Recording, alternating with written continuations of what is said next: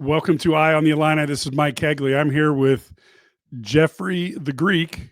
People may know him from the Eyes on Big podcast, which focuses on Big Ten football, along with Big Kurt. And he's known as an Illini fan for folks who've been around in the Illini community. Jeffrey, before we get started, because we're going to talk tonight about what the outside view of Illinois football is, because most of us are Illinois fans. We talk to other Illinois fans, want to get the perspective from somebody who covers the Big Ten. But I'd also like to have you talk to people a little bit about your show, because you guys attempt, which I think is really hard. We've done it at Big Sports Radio when we were doing that. Covering all 18 teams is a backbreaker.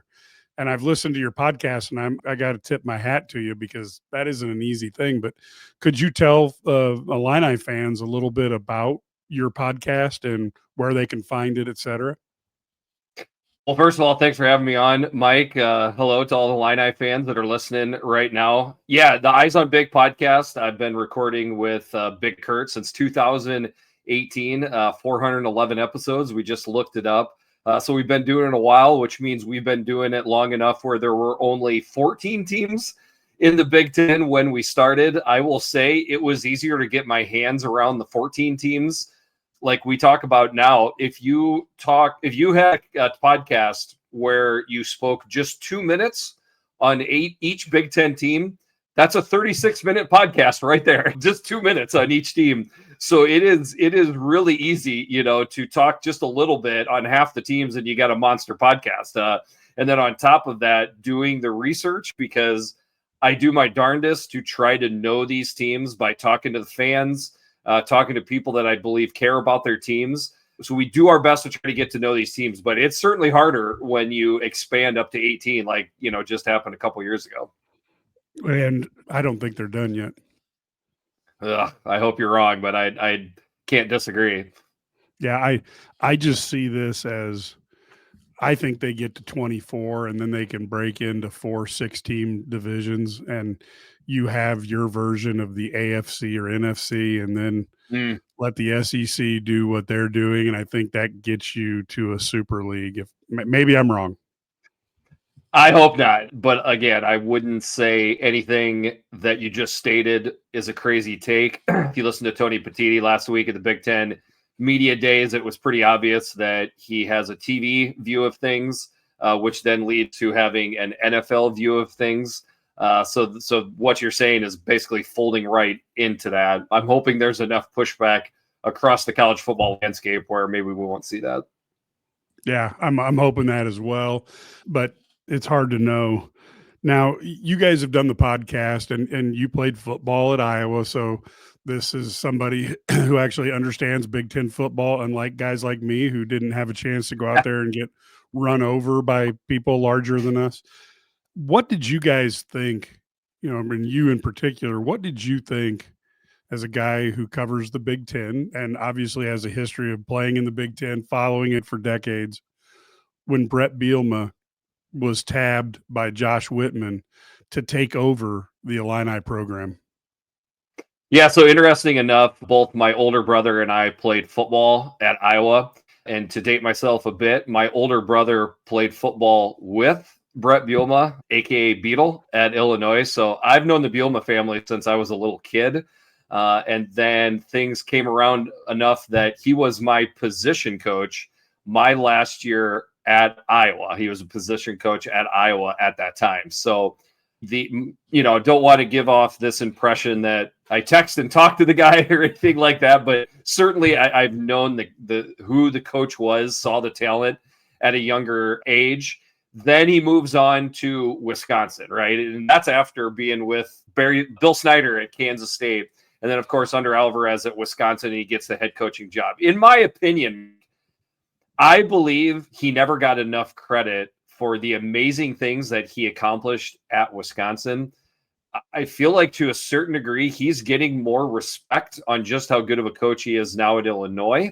I think essentially people thought he's just doing what Barry's telling him to do while at Wisconsin. I don't really think that's accurate. I think if you are winning that many games as a football coach, it's a big chunk because of you, the consistency that he had at Wisconsin. Not such a great stint at Arkansas. Nobody really has a great stint at Arkansas in the last 40 years or so. So I don't really blame him for that. Then when he got hired at Illinois, I have the receipts to prove it, as the kids say. We recorded a podcast, Kurt and I was adamant that this was a fantastic hire for Illinois. I remember butting heads with Illinois fans at the time, underwhelmed by the hire. Kurt was on the fence. He was essentially just like, I've gone through enough pain as a coach, as a fan of the Illini. I need to see how this works out. Kurt is a loving, begrudgingly type of person when it comes to Illinois, but even he has come around at what Brett's been able to do. So a few really interesting questions come out of that. I was totally convinced that this was a bad hire. And it goes back from Gary Moeller, which I'm showing you my age. But Yep. I remember when Gary Moeller came down from Michigan and explained to us Illini fans that he was going to run a Michigan South, type of thing. And then Illinois tried to play Michigan football without Michigan's line, without Michigan's backs. And that didn't work very well. And so I was worried Brett Bielema was going to try to do the same thing at Illinois. And I was totally shocked. And I am with you on the fact that people underestimate the job he did at Wisconsin, because clearly it's really hard to not screw something up when it's really good. And Yes. he managed to not only do that, but there was a streak there for a few years that he was up at the same level as Barry. And you could argue maybe even for a season or two, he went above. Much higher. Uh-huh. Yes. And so I gotta tip my hat to you, because I was totally convinced that we were going to see a Gary Moeller too. And so that brings me back to my other question. It was a young Brett Bielema who was your position coach. But what was he like? What kind of guy was he? Now, we realize that was a few years ago. Let's say more than 5. Yeah, but quite a bit. Yes, exactly. But the bottom line is, what was he like in those days? Because we all know that you get a little more experience as you go through life, but it seems like the tiger doesn't change his stripes.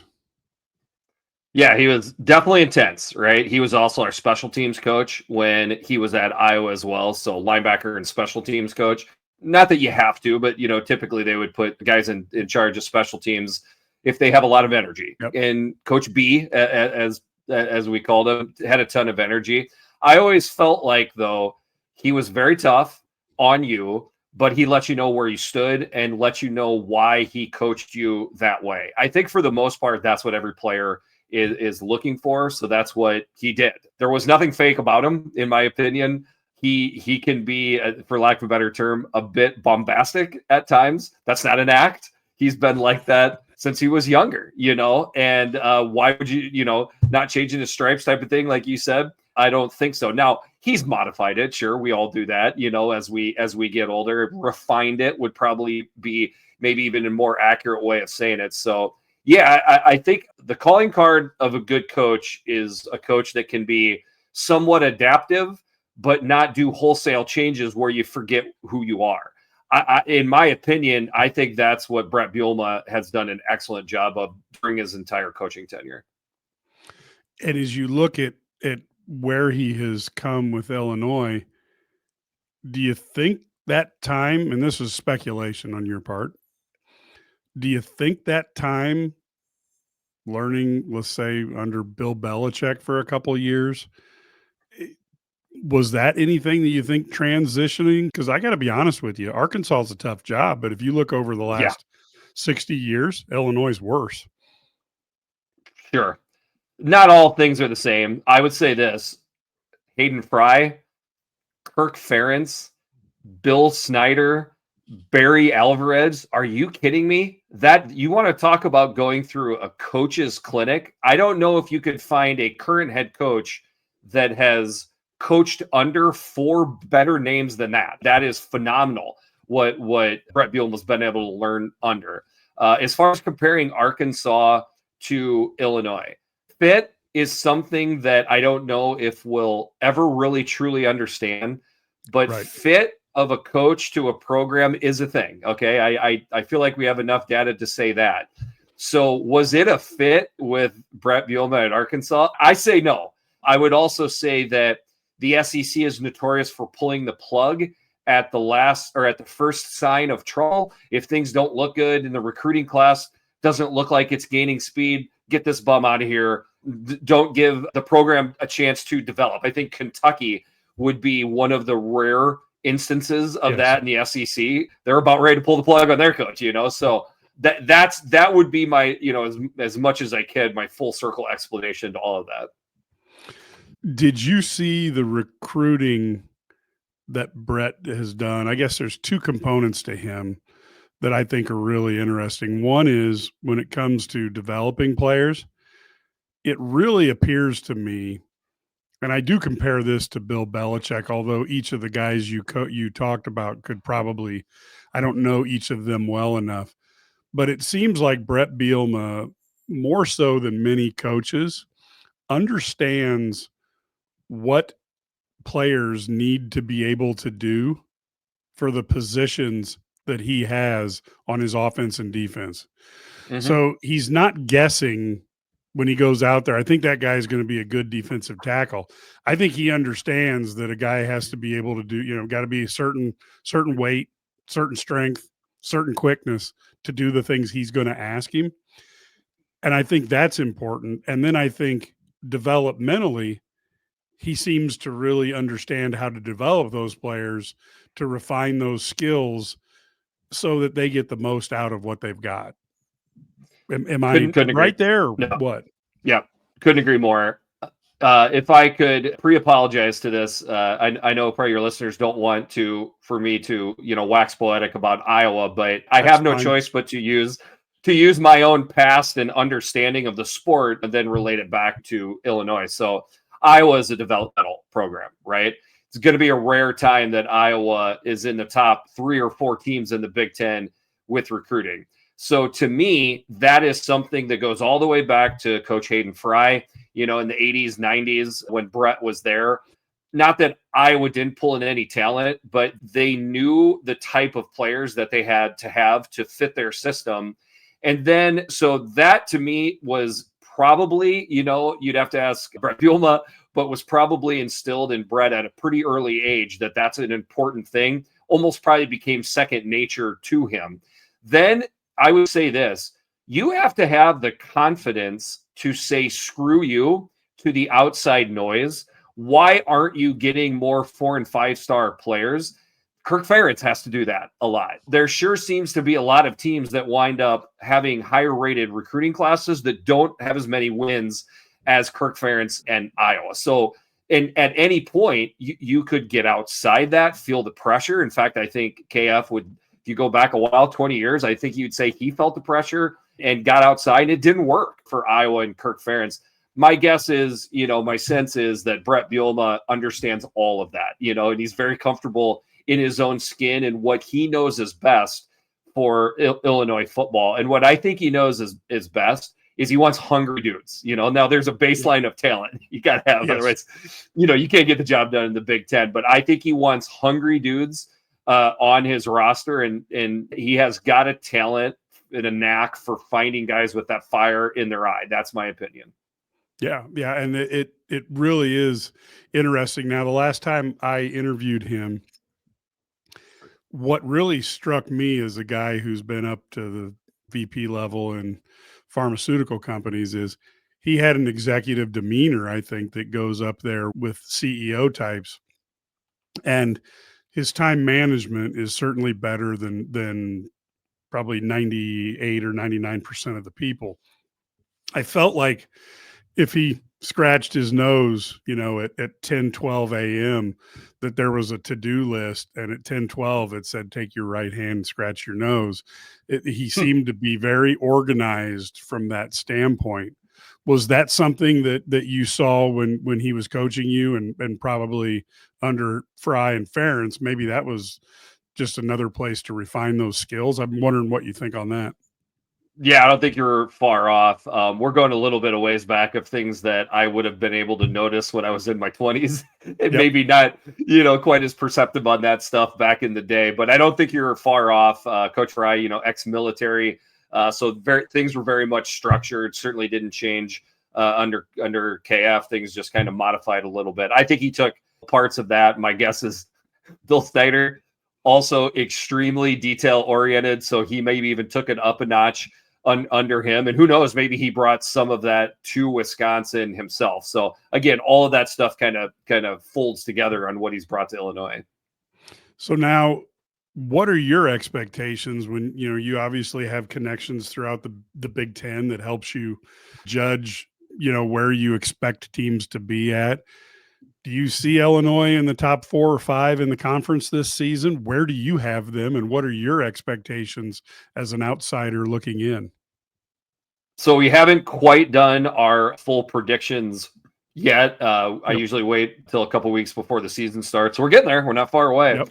But certainly Illinois deserves to be mentioned in the top third, if not top quarter of the Big Ten. So to me, there seems to be 3 teams that it's hard to get them off the perch right now. Ohio State, Oregon, then I would put Penn State in this year. So really what we're talking about is the teams that have the ability to jockey for that 4th position in the Big Ten, which I think gives you a really good chance to make the college football playoff if you kind of hit the right win plateau. Certainly Illinois deserves to be in that conversation. Whether or not they get there, that's why we play the games. But if we're just talking right now and they deserve the conversation with all those returning starters that they have coming back, absolutely, they deserve that talk. Yeah, and it's, as an Illinois fan, it's a strange place to be when Illinois can go out, and I don't care what you say about the bowl where there's a few players not playing. If you watch the Illinois-South Carolina game, that was hotly contested by both sides. South Carolina was an extremely highly respected team, and I thought Illinois played better, and I think Bielema got inside the head of Shane Beamer. There's no fierce. Doubt. Yeah, there's no doubt about that. As an Iowa guy, when you see that happening in Illinois, do you get worried? Do you go, they're due once every 30 years?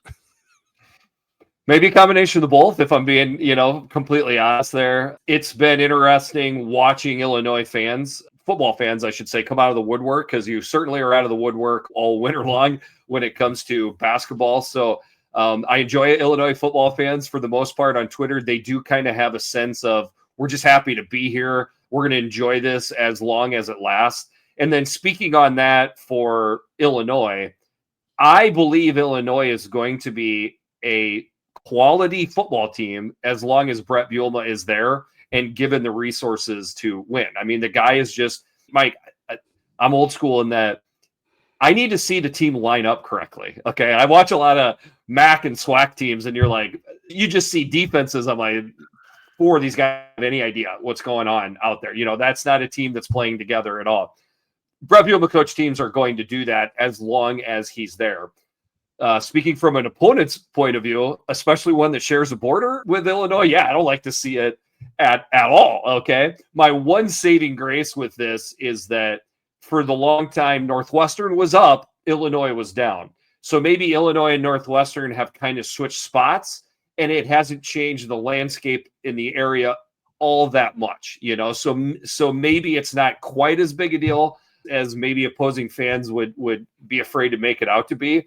But it makes a difference, like I knew it would take a couple years until the recruiting started taking hold. And I think you're seeing that a little bit now as well. Yeah, I think he actually is recruiting, even with the success they have. Bielema's proven over the years he can win with lesser talent. And I've actually been pleasantly surprised by the fact that all of a sudden Illinois is dealing quite well in the 4-star arena. You don't get to Ohio State, you don't get to that level easily. You don't get to Iowa and Wisconsin level easily. but I feel like he's getting a lot closer to Wisconsin and Iowa, and I didn't expect him to do it this quickly. Yeah, I think some would say they have surpassed Wisconsin for right now, maybe even right at this current situation with Iowa. So, yeah, I mean, he's obviously done great work. I have coined the phrase in the offseason, everybody called Illinois the dark horse, the dark horse to get to Indy. There were so many people calling it, Illinois as that team. I coined the phrase they're a bright horse. Okay. There's nothing dark about them at this point. If everybody's talking about you, you got to take that dark horse title off the table. So they deserve it. You look at the returning starters, you look at Lukey Legs, as we like to call him, Luke Altmaier, this year. The O-line is in the top 3 to 4 offensive lines in the Big Ten. That's something that Brett Bielema teams very much like. I expect the defense to have a stud at every single level. Special teams seem to be pretty solid as well. I mean, what else are you going to look at? There's a couple concerns with new faces for wide receivers, and your running backs got to stay healthy. But, there's a lot to like about this version, the 2024 version of the Illinois Fighting Illini. Well, it certainly seems to me that the most underrated guy, or at least I've never seen somebody who like Altmaier might be listed by one service as the second best quarterback in the Big Ten, and then somebody else has him at 9th. It's crazy. You're right. I don't understand, other than the fact that he's just not a guy who toots his own horn. Yeah. No, I don't think you're wrong. I would say people just have so much of projection onto the NFL is one thing. And people cannot get past these star ratings that kids get when they're 16 and 17, 18 years old. So you can be 3-4 years into your college career, obviously not be worth that 5-star billing, and you will still get some sort of cred just because of that 5-star that you got. Not that Luke had 0 stars, but he just wasn't that high of a recruit. He's done it the old-fashioned way. He's proved it on the field. Ironic, you just talked about quarterback rankings. I just did my own quarterback rankings just yesterday, and I had him second. I think it's a firm Drew Aller number 1 and Luke Altmaier number 2. Now, projecting forward, there's 4 or 5 guys that I have ranked behind Luke Altmaier that are going to probably get a better look at the NFL and playing on Sundays. But we don't play the NFL on Saturdays. We play college football. Yeah, his numbers don't exactly blow you away, but he's a gamer. You can tell he's a leader on his team. Like his teammates follow him to no degree, and he gets it done. He gets wins. I mean, he's been doing it for 2-3 years now. So what else do you need out of a quarterback? I know you can understand Big Ten football more recent than just 5 years or so. Mike, with some of these younger guys that cover it, you can't even get any further past. But Trace McSorley, Penn State quarterback, that's who Luke Altmaier kind of reminds me of for the style of the game. Yeah, I compare him a little bit to Kurt Kittner. Not necessarily, Kurt's accuracy was just unholy, but he ultimately was limited in the NFL by his arm strength. He had everything that you could get other than a cannon. We'll see where Luke falls. I think that ability to throw the 30-yard out is what kills people. And then ironically, Jeff George had the cannon and almost none of the other stuff you're talking about if you really want to go on the Wayback Machine. Yeah. Well, the Wayback Machine, I'm a firm believer. You give me any quarterback in Illinois history, I take Tony Eason. So okay. That was the one that and again, there have been a lot of good ones at Illinois. And thank goodness, I think Luke Altmaier, one of the things that he's done, which I don't think is really appreciated by a lot of fans who don't really pay attention to how you put together a roster, but he has allowed Brett Bielema to build a quarterback room from the bottom up with a strong foundation. If Luke Altmaier hadn't come in and been as good as he was, let's say like a Hudson Card, just didn't do as much, Brett Bielema would have been forced to spend time and resources on that quarterback position again, and then taking away from that long-term ability, to build it. Instead, just had a 4-star commitment yesterday. They've got a bunch of quarterbacks in there. The quarterback room is probably as strong as we've seen it since back when you had, Eason and Trudeau and that company around. And I think Luke Altmaier, his ability to put some stability in that position, Yeah. to take that is really allowed Bielema to kind of pick and choose to build this quarterback room. That is a phenomenal point. And I think what it allows Brett Bielema and Barry Lunny Jr. to say is to look and say, look, this is how it will go if you trust our coaching and what we're doing. You can't do that without a Luke Altmaier type guy. So excellent point. Yeah, it's interesting. The other thing I think that Brett Bielema did, and he did this, I talked about it a few years ago, but he did it long before anybody else did it, is his emphasis was, okay, we don't have the NIL dollars to chase after somebody from Alabama that's leaving. We don't have the ability to chase after somebody from Iowa. So what he did, and he did this again before a lot of teams even thought about it, was he looked at his roster and said, I need to have this guy, I need to have this guy, and talked them into staying instead of going to the NFL. And I think that foresight allowed him to stretch the talent that he had longer, which gave him more time to recruit the talent to bring the team up. And I think Bielema's intellectually, I think because he's got a smile and a quick quip and he's got a good sense of humor, I think that he sneaks up on people and they don't realize he may be smarter than they are. Yeah, he's definitely got I can use older terms here. He's got a horse sense about him that maybe, it's a little bit harder for these younger coaches to have. But no, you're on to something. And I think the ability to retain guys to stick around a little bit longer, they don't do that unless they like the environment that they're in, the coach that they're playing for. So again, that leads back to Bielema as well. I would also say another kind of approach he took, at least a little bit, is you can't don't go get the players from Alabama and Georgia that got thrown out the window. Maybe go get guys from a lesser team division that are looking for the chance for a bigger opportunity, that are hungry. I think that fits in. I think he's done that a little bit too. I mean, I've got my eyes on Hudson Clement. I mean, not that West Virginia is a nothing, but I think Hudson Clement's going to be somebody that a lot of Big Ten fans are going to be aware of in about 4 months that maybe, aren't aware of right now. Yeah. And I do think that ability to evaluate players is pretty good in him. The one thing that I get a lot of flack from other teams' fans is I'm a big believer. If you switch Ryan Day with Brett Bielema, I'm not willing to say that Bielema is he may have won 2 national championships with that roster at Ohio State the last few years, maybe more.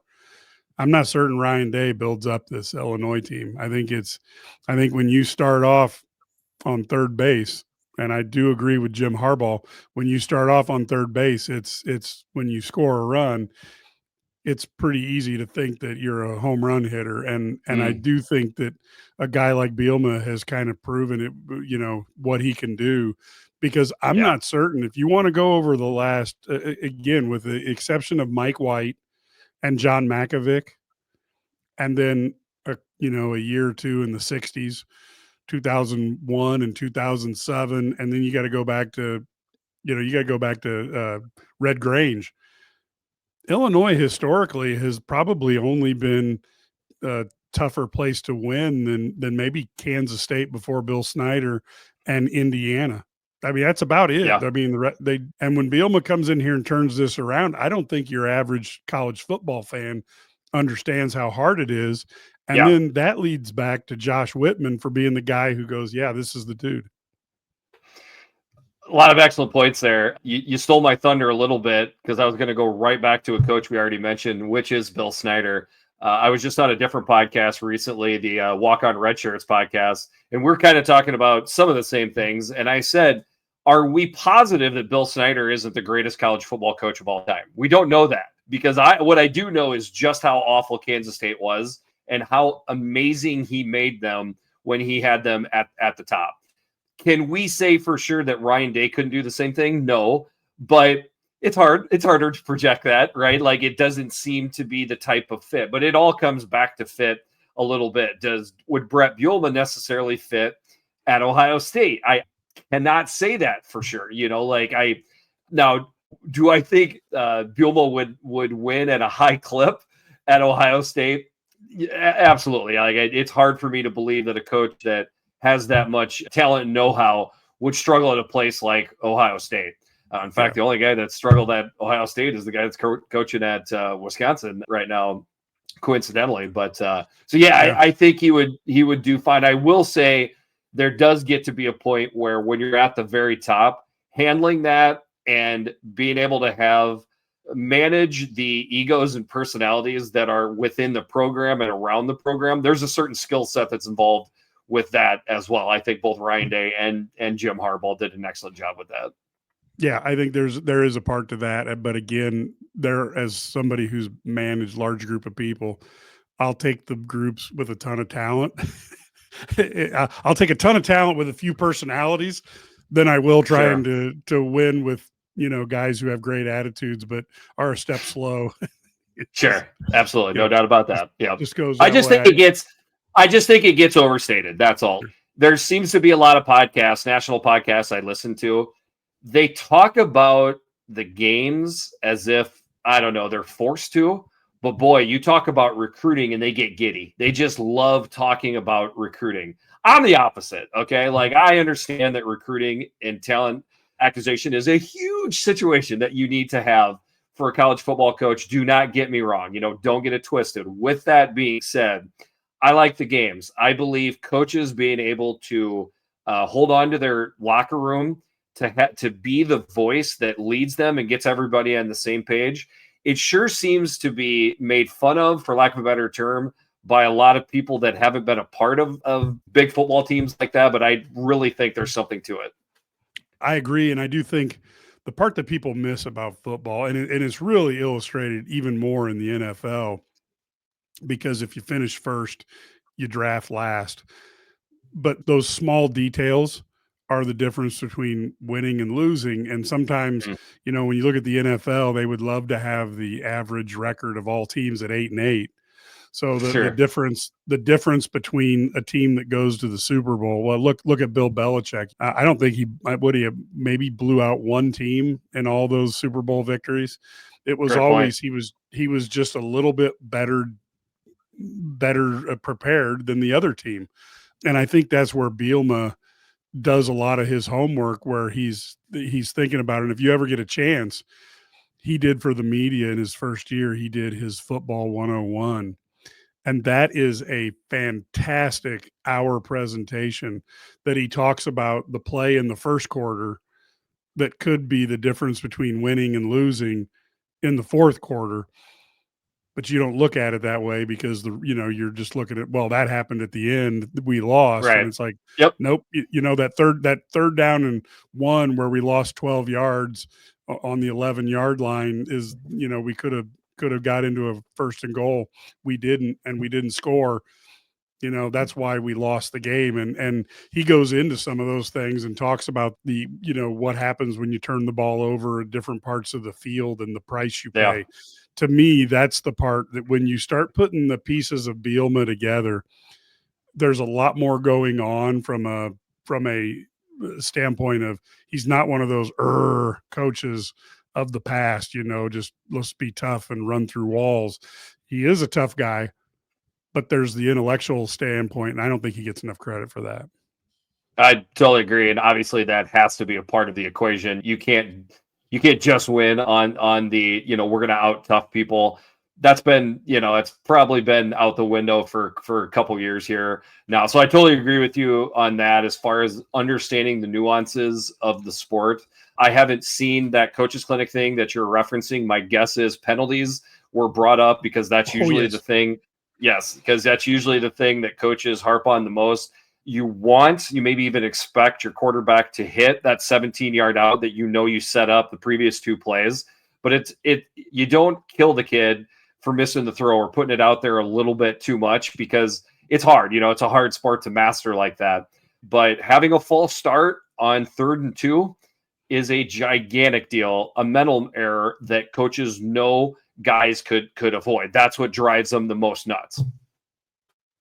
Now, looking at the future, what do you expect of a Brett Bielema coached Illini team over the next 4 to 6 years? And is there going to be, let's say Luke Fickell doesn't make it at Wisconsin, or potentially, you got Kirk retiring. Is there any chance that either of these teams could say, we need to bring this young man back home? That's not my sense. I certainly don't have any insider info on this, especially with Wisconsin. I think that, ship has probably sailed between Wisconsin and Brett Bielema. With Iowa, a little bit more interesting, but I really get the feeling Brett's not too long in the tooth, but he's not the youngest guy either. I don't know. I don't know if going to a whole new environment is something that he would be looking for. He just signed that extension. Money's not an issue for him. So if I had to take a guess, this is where he's going to be at for quite some time. And as far as how it's going to go, that's what's interesting, Mike, is I do have this thing in my head right now. I'm sure you do too. I know Kurt does, my podcast partner, in that we've never seen Illinois do a 10-win season 2 years in a row. So that is never. So that is weighing into my thought process for Illinois this year. So that, along with, if we extrapolate that out 4 or 5 years, what is consistency to Brett Bielema in Illinois? I don't know that, but that's what is going to be so intriguing. Iowa has had stints where they've had 10-win seasons, quite a few of them in a row or bunched up together. Can Illinois get to that? Was it 9 wins in 2022, I believe, 8 or 9 wins in 22, but it dropped back in 23, right? That shook my confidence coming into last year. Boom, explode for 9 wins in the 10th one in the bowl. So is it a drop back again, or can you maintain? This is one of, if not the most intriguing years of Illinois football that I can remember. Not the same, but along those lines with Indiana, which, by the way, side note, the Indiana-Illinois football rivalry that has sparked up has been phenomenal. That has been like just an amazing appetizer to, the more standard rivalries that we have in the Big Ten. I've enjoyed watching that one from afar. But same kind of deal. Indiana's got the opportunity to seize control and momentum as well. So coincidentally, they play each other in September. That's going to be a huge watershed moment for both programs, both seasons as well. And then again, like, what is success? I would say for both Illinois and Indiana, as long as you don't go underneath that 8-win plateau, certainly 9-win plateau, I think you can keep the momentum going. But that's my take as an outsider, that 8-9 wins is what you want to stay at. Yeah, I totally agree. And the funny thing is, Illinois, has one of the easiest schedules in the Big Ten. But when you look down the schedule, there's a lot of opportunities for losses. I tell you what, I was hoping we would get into this. Maybe we can, this is the dessert of the podcast, if you will. I love talking about Illinois' schedule because, first of all, there is this thing, Mike, where if you only play one of the big three, Oregon, Ohio State, and Penn State, you suddenly are labeled a quote-unquote easy schedule in the Big Ten. I don't know if I see it like that for most teams, okay? So Illinois would be one of those teams I would break down. Looking at their schedule real quick, I just kind of do a green, red, orange type of thing. Okay, green meaning I fully expect to win in this game. I got, 6 wins that I would be not shocked, but I fully, expect Illinois to win. Both Western teams, Purdue, Rutgers, Maryland, and Northwestern. Okay, so that's 6 games right there. Then you go into the red with Ohio State. Tough for me to see Illinois pulling out that win versus Ohio State. That could just be a level that Illinois is not ready. That leaves 5 games that I would put right on the fence, jump ball games. And as Kurt, my podcast partner, has done an excellent job of pointing out, I think Illinois went something like 4-1 in one-score games last year. And as we kind of know, I think it's Phil Steele pulls out that stat that basically teams that win a lot of close games in one year typically doesn't go their way the following year. So those games right there, man, that is where the sauce is going to be made this year for Illinois. I mean, each one of these games, we talked about at Indiana, USC, Mike, that is a phenomenal football game that just is. There's so many good games in the Big Ten this year. That's a layer or two down. A phenomenal game. I'll even get a little crazy with you. People just chalk it up at Duke as a W for Illinois. Totally agree. That's going to be a tough one there. So I just see so many intriguing games on this schedule. It might be the most intriguing Big Ten schedule. So there's no way I can then turn around and call it "quote unquote" easy.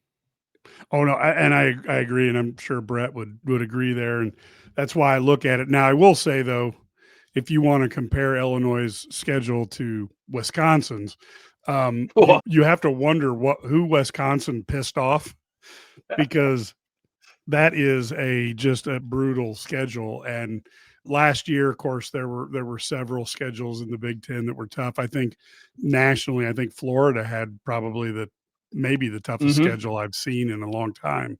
But Wisconsin certainly said, hold my beer, and went after it this year. And if you're Luke Fickell, if you win that game, holy guacamole, or excuse me, if you can win this season, put up 6 or 7 victories, you're not going to have a harder season. No, and you're dead on. Like, even if they can get to 6-6, win their bowl to go 7-6, I think that would give Wisconsin momentum. With Wisconsin's schedule, I think you saw a lot of people, they list the toughest schedules in the country. It's always slanted to the SEC, and I have been pounding the drum that I thought Wisconsin's schedule was as hard, if not harder, than anybody's. I think you've seen it kind of grab momentum for being one of the tougher schedules, and then relating it back to Illinois. That's another game where I feel like a lot of fans, I'm not just saying Illinois, have assumed that is a win versus Wisconsin. But is Wisconsin still battling for bowl eligibility at the time of that game at the end of the year? I think that is going to be a massive game. There's going to be rivalry blood type going on with that game, with Brett coaching against Wisconsin, Luke Fickell needing to prove to his own fan base that he can beat the guy that won big at the school. That's got storylines galore with that game. And as another side note, watch out going to Washington. Even last year, even last year with them struggling quite a bit, they didn't struggle at home. That has been a snake pit for anybody going into Husky Stadium. So, look at all those games we just named right there. That's why Illinois' win total is still hovering around 7.5, 8 games. They are looking at these games we're seeing here, and they understand it's going to be tough. Yeah, I think the key is keeping Altmaier healthy, and then for Altmaier to progress. We talk about quarterbacks, players who let's say, we were talking about our top 5 power forwards of all time at Illinois, and Ephraim Winters was stuck down at 4th place, and he literally had a first 2 seasons that were better than anyone, and then leveled off and actually went down a little bit. And so if Altmaier improves upon last year, and I did an article on this, he could move up into the top 4 passers at Illinois, and could move into second all time on touchdowns. He could do an awful lot there, especially now. Granted, Tony Eason was a 2-year guy because of junior college. Jeff George wasn't a 4-year player. So there's some really good players who didn't get the time, but Luke Altmaier is going to finish in many cases behind Kurt Kittner or other gentlemen who are 4-year quarterbacks. And that's pretty impressive, but you got to keep him upright, and you got to make sure that he doesn't take extra hits. Yep, the new wave players, so to speak, they get to play in some extra games during the season. You only played 10, 11 games back then, but I would say the entire backfield needs to stay healthy for Illinois. Certainly your starting quarterback, and that's been the issue with these running backs that are on the Illinois roster, is I have seen flashes of great stuff with all of them, but I've also seen flashes of the inability to stay healthy. As a guy podcast with Ryan Burns says, one of the most important abilities is availability. So we got to see that out of Illinois' running backs this year. But what helps is having that offensive line to protect and run behind. Yeah, don't disagree with anything there. I would say maybe if you are leaning too hard on Luke Altmaier to throw the ball, that might not be a good thing. So I don't know if I want to see Luke Altmaier scream up those passing lists too much. I think you want it to be a more balanced situation. Yeah, he doesn't have to go very high, but we will see. I think 3,000 yards puts him in some pretty rare air. Yeah. And he was at 2,700 I think last year. So and it will be, like I said, I don't think we're going to see him throw overly much if Brett Bielema has things work the way he would like to. He'll also have some tight end support, which that's the one thing I'd like to see Illinois do a little more. He's got some talent at tight end, but he hasn't, they haven't really utilized their tight end talent quite as much as what Illini fans might like to see. So there's one opportunity. Any final thoughts as we kind of wrap up here? Like I said, Illinois is one of my most intriguing teams in the entire Big Ten. I think you saw in 2022, Illinois was a tough team. That was one of the better defensive teams with some of the best talent I've seen on that defense in quite some time. But you did not get the respect that team deserved. Nobody wanted to play that Illinois team that year. But now fast forwarding to this year, you're seeing that respect. That takes time. You have to have some consistency to it in order to get it. Doesn't hurt to beat an SEC team on national television to end the year last year for sure. So that is what all of that works together to make Illinois such amazing or such an interesting team to pay attention to. And another thing I would add on to that is something I have been really that's gotten me hot and bothered, and I mean that getting me upset, is that there somehow isn't depth in the Big Ten compared to the SEC. That's crap. Illinois, Indiana, I'd throw Iowa, Washington in there, Nebraska. Like, this conference has depth. Illinois being one of those teams to make themselves that much tougher, that's one of the best examples you can give. It also means this is going to be an insane year of big football. Like, I think there is going to be many teams with 3 losses or more this year in the Big Ten, certainly 2 or more. So we'll see where Illinois lands once it's all said and done. Yeah, I think this is going to be one of the classic seasons of all time. Now, of course, folks, if this is your first time, I'm with IlliniGuys.com. You can go there. We are on a subscription basis, $99 a year. You get all the inside information from Brad and Ked and Matt, myself and Larry. And of course, we have a message board that allows it to not be a passive situation. You can actually talk back and forth with us. So it's not just read what we have to say and then live with it. You can go, "You're crazy," or "Why did you say this? What were you thinking?" And we go back and forth with fans all the time. And of course, your support, those subscribers, are key for us to fly people to games and do things that is so hard in today's Big Ten, because we have Matt Stevens flying all over the country. Used to be that Illinois, Iowa, Minnesota was the western edge of the Big Ten. That is no longer. And so we appreciate anybody there. And of course, we do have the Illini Guys YouTube channel, and you can follow Eye on the Illini, the IlliniGuys Sports Spectacular. That's our 1-hour radio show that's on over 20 stations in the state of Illinois every Friday or Saturday, depending on the station. You can also get the podcast of that, and you can get my heat checks and Hail Marys. So we have a lot of things that you can get the Illini Guys on. And Jeffrey, why don't you go through maybe where people can get you? And so they have an opportunity. If they've enjoyed this podcast, I've listened to Eyes on Big, and it's worth it, especially if you're a football fan. It is a great place to get information and get ready for the Big Ten. Appreciate the kind words. Yeah, Eyes on Big podcast. We are on Twitter. To be honest, our Eyes on Big Twitter account isn't that active. Mostly the Eyes on Big content is through my Twitter, which is, again, at Jeffrey the Greek. We put podcasts out very regular during the season, pretty much every Wednesday and Sunday, a preview and a post view of the action we just saw over the weekend. So we have a lot of fun. We take a gambling aspect into it when we predict the games. So that's typically pretty well received, depending on our picks are going against the spread anyways. So we have a lot of fun. Come check us out, iTunes, Spotify, all the places that you get the podcast. And more than anything, Mike, I really appreciate you plugging me into potentially a new, area of fans. And I really enjoyed our conversation. Thank you very much.